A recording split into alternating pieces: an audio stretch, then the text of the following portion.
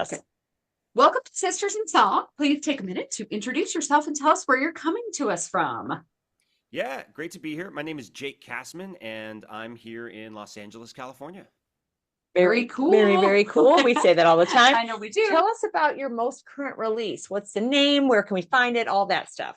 So, my upcoming album is called Idling High. It's on Very all cool. streaming services, and what I've been doing is what they call a waterfall release. So, I've been parceling out the whole album song by song. So, 10 of 11 songs are out as we're talking, but the 11th is going to drop on November 14th. Very cool. It's funny because I was going to clarify that because I've been listening to the songs and I was like, I'm not sure. I don't see a title. And then I went and I was like, no, this is the title. No, this is the title. So now I get it. Yes. No, it is definitely confusing if you're first looking it up. That's for sure. Yes, but it's good. So everyone, make sure you go and listen to it. Well, it's cool that it's coming out like that too. I've never heard of a waterfall release, so that I learned something new Yes. today. That's a great way to do it, though, I think. Yeah, well, I mean, everybody has an opinion on how you're supposed to release music in this day and age. Of And course. Yeah. one theory is you're supposed to put out something new every 6 to 8 weeks, um, Okay. and which is a lot, and is Yeah. also very much based on the kind of social media based model of the Yeah. music industry, which is definitely not what I grew up with or what I envisioned when I went down this road. And I'm very much still an album person, right? I want to hear the Yes. entire thought and record things as an entire thought. And so this is my way of compromising and doing both, I guess. I'm Yes. totally still an album person Same. too. I remember being a kid and going, "Oh, when is Prince's next album coming out?" And you'd wait and wait, and you'd check we didn't have internet back then. Yeah. So you'd like for them to announce it and all that. And it's like it just now it's so everybody's so used to instant gratification. Yeah, So it's true. they don't realize the art and all of the work that goes into it. So we get it. We Yes. totally understand. Oh, How did you get started as a career as a musician? oh Because I boy, know you've had done some other things before. So I've done a give us lot. all the background. Um, so I've loved music since before I could walk or remember anything. My parents tell a story of me even before I could walk, like crawling over to their stereo speakers and like pulling myself up and just pressing my ear against it. Um, and so they kind of always knew this was in the cards. And I did some kind of school of rock stuff in high school, and then formed a band in college. But it became clear very quickly that the band I formed in college did not want to take it as seriously as I wanted to. That I couldn't study music and professionally in the current industry the way that I wanted to at that school.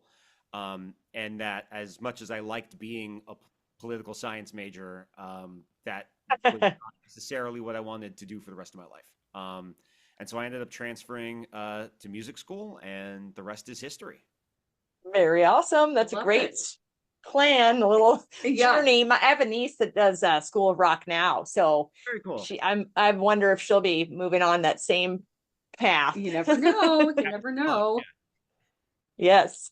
Okay, so after that big start, tell us then what's the hardest part of this whole genre of music? Oh man. I think for me the hardest part is,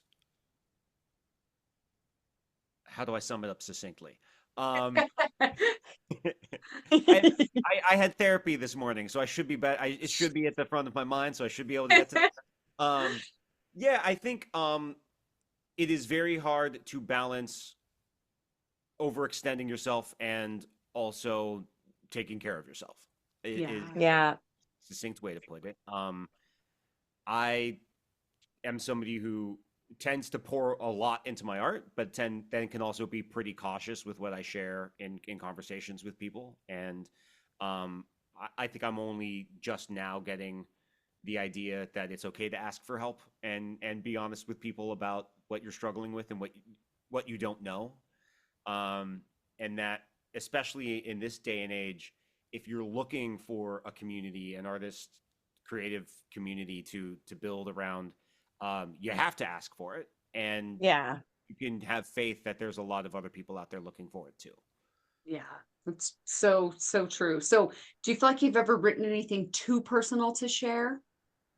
Um, I've written stuff. No, I wouldn't say I've written stuff that's too personal to share. I've written stuff that makes other people uncomfortable with how much I'm sharing.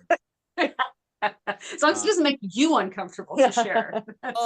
there are moments where it has led to there is a song on this record in particular that is very bluntly honest and very relatable, but deals with some very specific awkward things that have led to some awkward conversations professionally and personally around my life. I don't know how much in terms of uh, mature language and things we can get into. Oh, Yeah, whatever you want. Yep. Yep. We're rated R. So I don't know if you guys had a chance to listen to my song "Asking for a Friend." Um, Yes. okay. Yeah, that's what I figured you were talking about. It's Yeah, funny. so yeah, that's the song that deals very specifically with masturbation and suicidal ideation and all things that I think are very human, but we are Yeah. afraid to share, right? And then when they're out there and talking about it, that playing, I love how uncomfortable that song makes people when I play it live. That's a fun thing for me.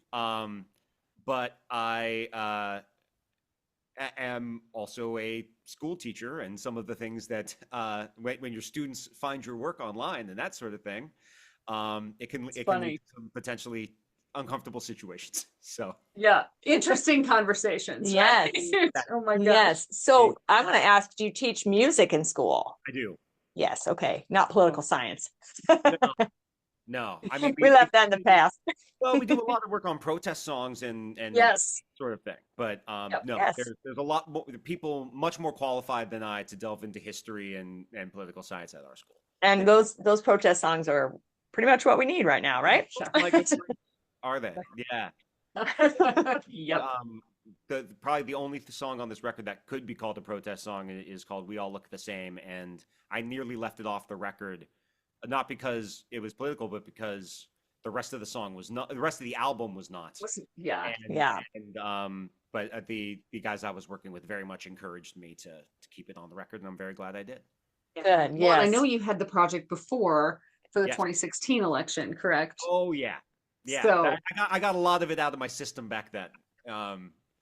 Yeah. So for those who don't know what you're referring to, I used to have a project called Drunken Logic, and I made a concept album of sorts of people from two different sides of the political spectrum speaking to each other across that distance. I made the whole thing thinking I'd written the whole thing before the 2016 election and was still certain Hillary was going to win and that nobody would be interested in having that conversation at all after that moment. Yeah.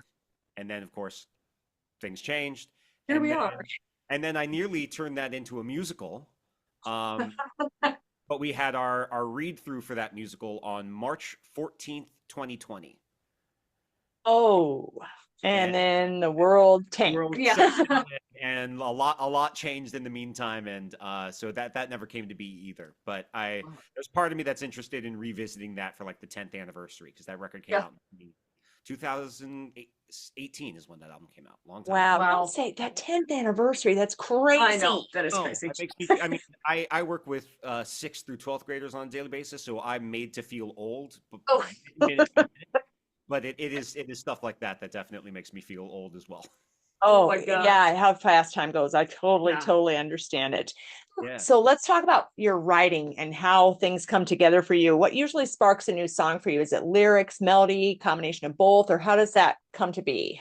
I am constantly collecting ideas, and then usually wait for inspiration to strike in a way that makes the two of those ideas fit together. Okay. So yeah, like everybody always asks the question: is it the music or is it the lyrics first? Yeah. Yeah. Yeah. That's not really how I look at it or how my experience has been.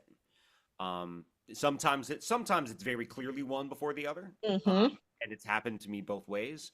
Other times, they're kind of, there are songs on this record that date back to lyric ideas I had 10, 12 years ago.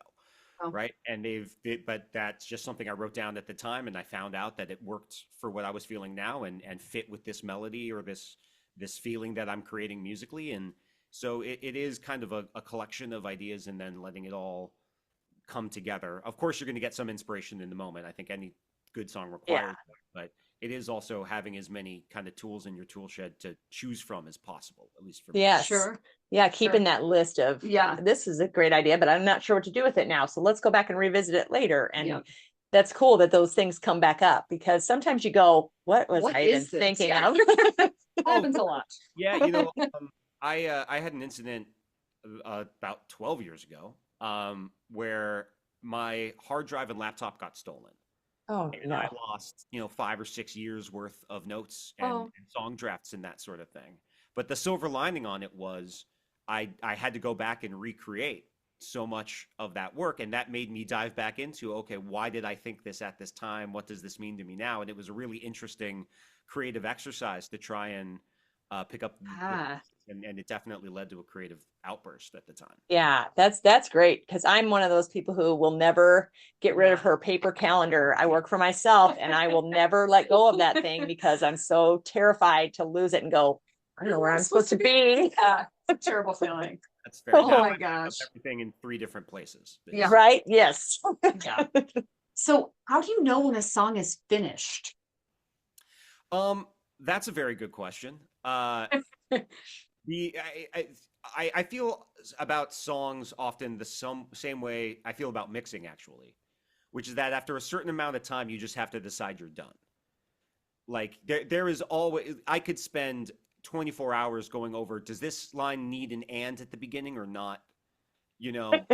Like Yes, I do I'm know. very, very fine detailed about that. I read all of my lyrics out loud conversationally before I go into the studio because I want to make sure they make sense just as Yeah. somebody would say. Yeah. I think there's plenty of songs where that doesn't matter and people sing nonsense and the melody is beautiful enough that works. But I don't want to leave that up to chance. And so I really am fine tooth combed over it. And to a certain extent, the whole point of recording the song is so that you can decide that you're done. Like, Right. Yeah. the whole point of recording it point. is so it's not driving you crazy in your mind. Fine tuning was that line from the previous draft, the one that should actually be in here. That's your opportunity to start showing it to people and to at least for the moment. It doesn't always have to be set in stone. Yeah. You can always let it evolve on the next record or the next reiteration of what you're doing. We just recorded a live version of this entire album back in April that we're going to put out sometime next year, probably.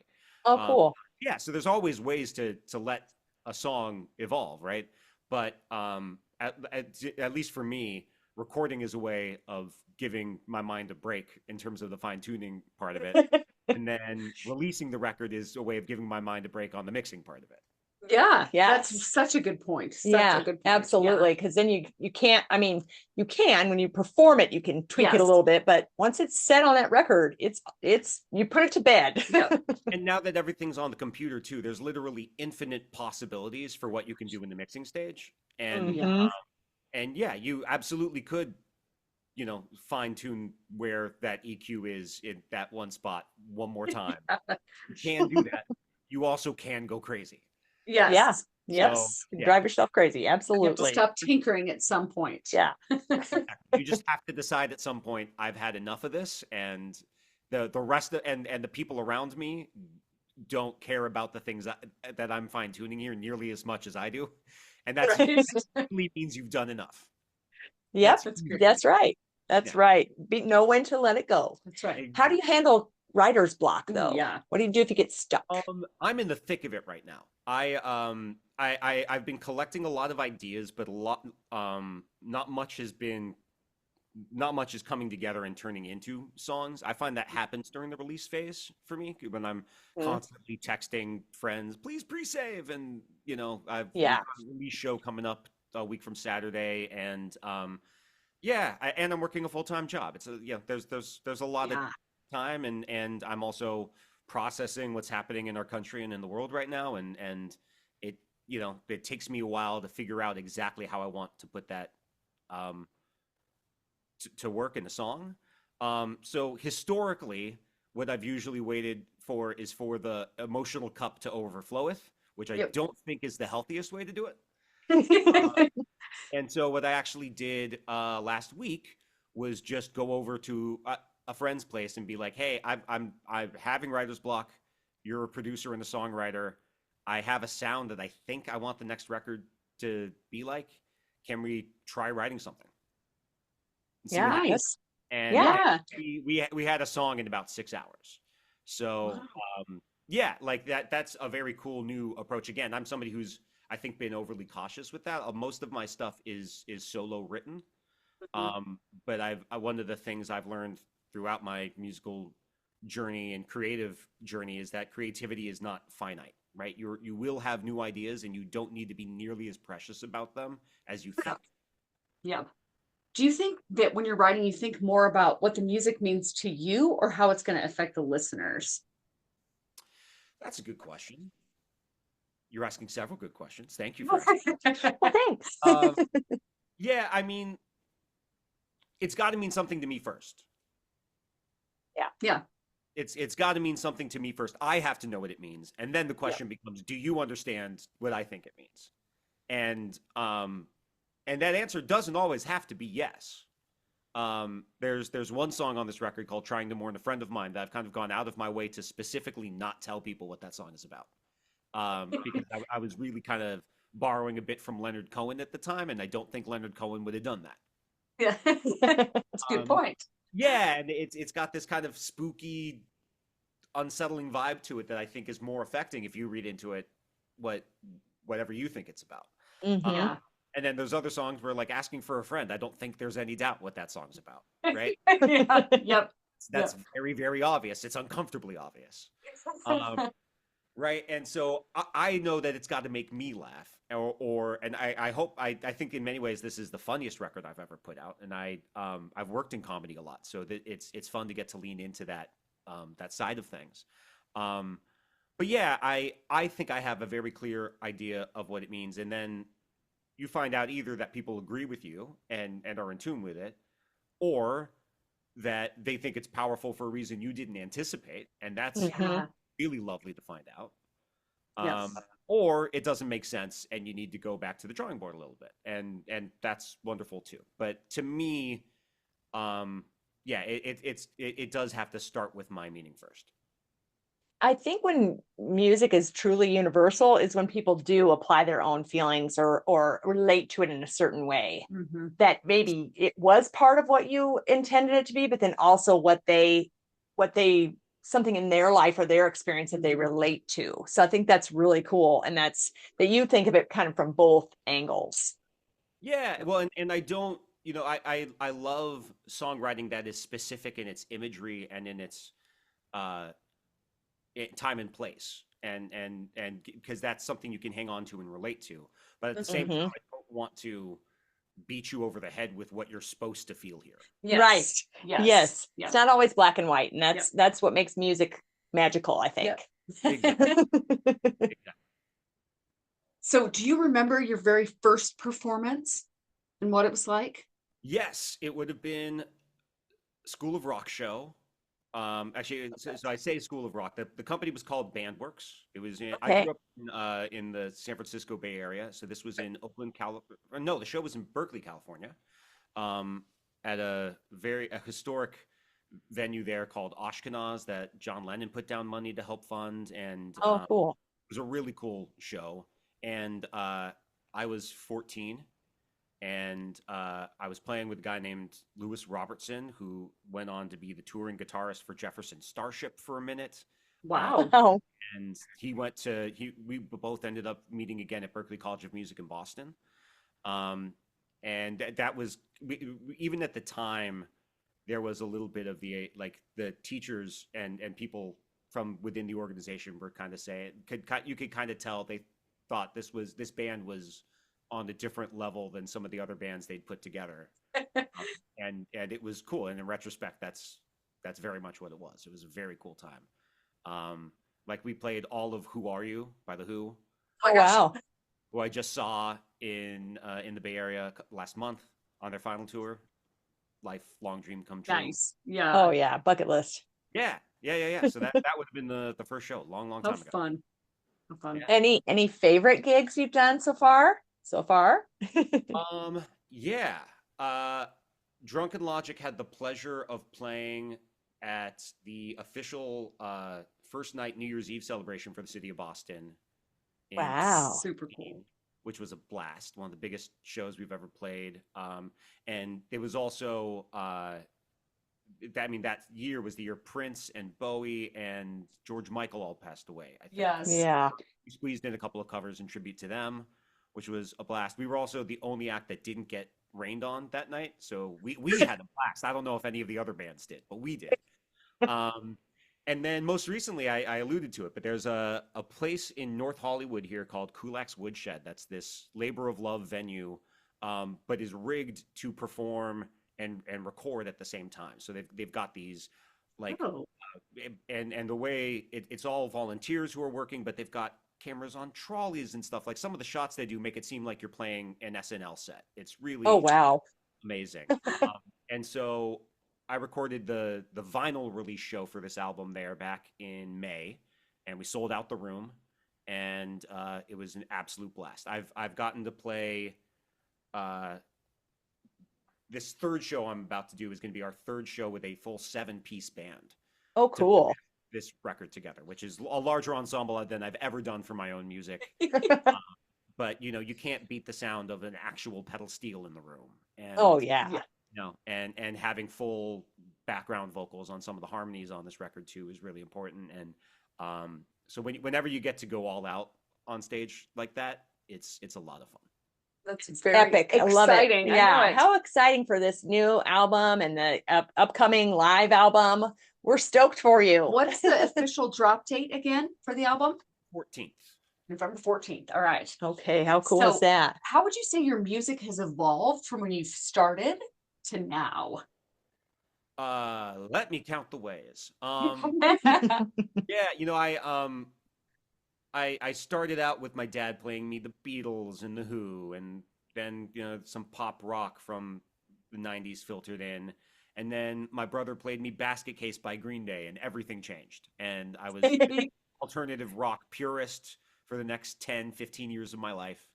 But the irony being that I'm actually primarily a piano player, and I didn't learn how to play guitar until recently. So I would literally snap strings on our piano at home from playing Weezer on the piano too hard. But I was trying to write stuff that sounded like that, and obviously I couldn't totally get there because I was playing a different instrument. Yeah. Yeah. And the indie movement comes around when I'm in high school, and you're getting Death Cab for Cutie and Arcade Fire and a band called Frightened Rabbit from Scotland that I was obsessed with for a long, long time. And that led to something a little bit more folky and not quite leaning into the heaviness as being what makes your music different or edgy, but the songwriting itself and the craft there. And then I got to music school, and my first job out of college was as a dueling piano player. I did that full time for 2.5 years, and you get to learn so much music doing that and get to appreciate Oh, how fun. music doing that. And so my ears opened, and as part of that, I really started to fall in love with country songwriting. Very And cool. that's something I really try and incorporate into my music now too. And I'm definitely country curious on this record. I'm not fully country by any means. But that pedal steel sound is incredible, and songwriting as a vessel for storytelling and creating specific characters and stuff is something I really lean into, while still wanting that kind of songwriting in the sound from the 90s and 2000s that I love. So that's kind of where I'm headed next. But this most recent record is very much in kind of I think of it as being one, the LA folk rock sound, going back to the Echo and the Canyon stuff through Tom Petty and to Dawes that's still around and doing some amazing stuff. I also fell in love with Counting Crows in the last couple of years. You guys are from Omaha, right? I learned that in the Yes, we are. Somewhere in middle America. Exactly. And then so them, and then Jason Isbell is another major influence. Oh, yeah. Where this record ended up. Very cool. It's so eclectic, all of your Yes. different influences and just how everything has come together is very, very interesting and cool. Thank you. I often have heard from other people in the industry that I need to pick a lane, and I usually politely tell them to fuck off. Yeah. That's I was As gonna you say, should. I was gonna say, and then you say fuck off. Yeah, you got to be you. You got to do what I you love want to it. do because that's I don't want to write the same song twice. That's not. no. Yeah, And that's yeah. I was just going to say that's part of the magic of it when you bring a different voice rather than when Yeah. the same cookie cutter stuff that we see on TikTok and everything, you know. On the radio. Yeah, on the radio. lot. Yes. Yeah. No, I think it goes back to what you were saying before too about that it having to mean something to you, because what I think is you are the one performing it. Yeah. You know, you have to believe in what you're saying, otherwise everyone else is going to know that Yeah. you're a phony, you know. Yes. Yep. And I think there was a school of thought with songwriting that like you should try and write the same song over and over again so that you can get the best version of that song. And I think when you're co-writing with a group of people for a specific project, I think that approach can make a lot of sense. Sure. But for me, I want my first version of that song to be the best version of that song. If it's not the best version of that song, what are we doing? That's that's Right. my feeling on it. It's like why are we wasting our time if that's yeah. Good on you. I Yep. like that you stay true to you. Yep. Okay, we're going to rapid fire now. We're going to give you some questions. You can, All right. these are easy. Don't worry. Okay. Coffee or tea? T. All right. Vinyl, cassette, CD, or streaming? I'm a streaming guy. I like the convenience of it. I'll admit. Very Right. cool. First album you ever bought? With my own money, Yes. Vertical Horizon, Everything You Want. Nice. Cool. Yeah. That's me. Oh, it's you. Sorry. Taking over here. What is your go-to karaoke song? I have two. And the answer to this is a little unfair because of how long I did dueling pianos. So there's just a lot in the repertoire. Yeah, sure. But my go-tos are either Against All Odds by Phil Collins or Without Me by Eminem. Oh my god. That's funny. Night and day on the spectrum there. I love it. Do you write lyrics on paper, phone notes, or voice memos? Typing usually. Okay. I keep a notebook for ideas too, and some drafts as well. But when I'm getting serious and need to organize things and need to be able to copy and paste and that sort of thing, it's definitely easier to get into. I use the Evernote app. Oh, nice. What's Okay. it called? Evernote? Evernote. Oh, yeah, Yeah. I've heard of that. Okay. Okay. Do you write at night, in the morning, or the afternoon? Almost always 15 minutes before I would normally fall asleep. That's usually when inspiration comes, and then of course I have a sleepless night following that strain of creativity, right? It never comes when you want it to. No. Right? Yeah. Right. What is your pre-show pump-up song? Oh, good question. At the moment, I'm gonna say "Constructive Summer" by the Hold Steady. No, I've Okay. not heard them. I'll have to check them out. Fantastic band. Okay. Right. Dogs, cats, fish, birds, or reptiles as Dogs. pets? Dogs. All right. Okay. And then describe your sound in 3 words, or as close to 3 words. Yeah, this is always the tough one, right?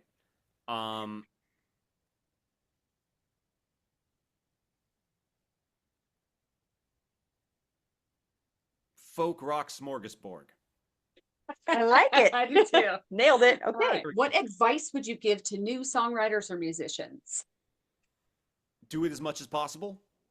Keep writing. I alluded to this earlier, and I think this is true for anybody, honestly. Take an improv 101 class. Oh, yeah. I played piano for improv shows and sketch shows for a long time, so I'd be the improvising full musicals with people and stuff at times, which is a blast. But improv really taught me about how you can't be precious with your ideas, and you can instead you shouldn't be precious with your ideas, but you should also really trust your instincts and put yourself out there and follow what your brain is unconsciously telling you to do as well as consciously telling you to do. And that particularly the early part of the creative process, you need to get as many ideas out into the world as possible, and the ones that you think are accidental or bad or irrelevant might end up being the best idea that you have. And so you can't yeah, don't put restrictions on your creativity. And for me, at least, improv was such a wonderful philosophical change in that regard. That's That is awesome. I was in an great advice. improv group myself a while ago, and it was called Batteries Optional. We were in Des Moines, Iowa. Lots of fun. And you're right. It is, you do have to just trust your instincts because you can't, That's you're amazing. out there. You got to do it. I just had a musical run for a week in Fairfield, Iowa, Oh, wow. back in May. Was a wild experience. I flew all the way out there. I had to drive 2 hours from Des Moines to get there. And Gosh. then there's a 12-piece orchestra playing these songs I'd written 5 years ago. And it was, Oh it my was gosh. How funny. What a small world, too. Yes. That's great. Oh, okay. It's time for your shameless plug. Where can we find your music, your social media? Do you have Bandcamp? Do you have Patreon? All of that stuff. So my name is Jake Cassman. That's Jake, and then my last name is Cassman. Now you'll never forget it. Never forget. Nope. So jakecassman.com, Jake Cassman Music on all social media platforms. The album drops November 14th. If you're in and around the Los Angeles area, I'm headlining the November Haze Festival at Boomtown Brewery on November 8th. Cool. And we are also going to have actually, no, I don't think I should release that yet. You may have to edit this part out. Sorry. Yeah. We'll take it out. That's what editing's for. That's right. But yeah, there's vinyl for sale. I'm happy to send that your way. Shirts, stickers, a lot of very cool merch around this record as well. And a lot more. Well, the other thing I'll say is we filmed a music video, a live performance video, and a lyric video for every song on this record. Oh my cool. gosh, so fun. So, only the ones for October Burning are currently up. But as things go and the release continues, I'll make sure everybody has access to everything. So keep an ear out. Love that. Love it. Very cool. Thank you so much. This has been so Oh my much gosh, fun. We laughed, we cried. I'm so glad that I heard I met Lisa Crawley doing dueling pianos out here. Oh, Yes. cool. So I knew Exactly. that you knew Lisa because that was how you got in contact with us. And I was like, oh, that's great. But I didn't know that it was through dueling pianos. How fun is that? She's awesome. And You've been awesome. Thank you. And she actually sings on this record and on October Burning specifically. So Oh, Awesome. cool. yeah. Wow. Very cool. Thank you so much, my sir. gosh. This has been seriously so much fun. Thank Yes. you.